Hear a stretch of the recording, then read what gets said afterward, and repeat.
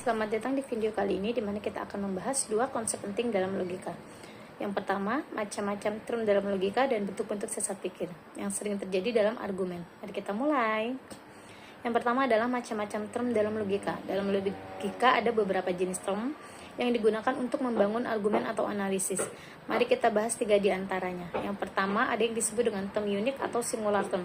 Ini adalah istilah yang merujuk pada suatu objek atau entitas yang sangat spesifik. Contohnya kata Barack Obama merujuk pada satu individu yang dikenal sebagai mantan Presiden Amerika Serikat. Selanjutnya kita punya term umum atau general term. Ini merujuk pada kategori atau kelas objek yang bisa mencakup banyak entitas. Misalnya manusia, mencakup semua individu dalam spesies manusia. Dan yang terakhir adalah disebut dengan term ambigu. Ini adalah istilah bisa memiliki banyak makna tergantung pada konteks. Contoh kata bank. Biasanya merujuk pada lembaga keuangan atau bisa kita sebut dengan kakak laki-laki. Yang kedua adalah bentuk-bentuk sesat pikir.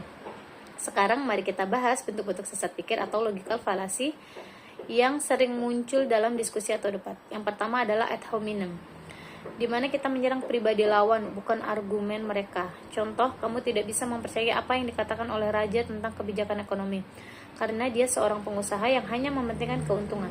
Yang kedua adalah false dilemma atau dilema palsu, yang menyajikan dua pilihan ekstrim seolah-olah itu satu-satunya opsi yang ada. Contoh, kamu harus memilih apakah kamu ingin negara ini maju dengan cepat dan menerima segala risikonya, atau kamu lebih memilih agar negara ini tetap mundur.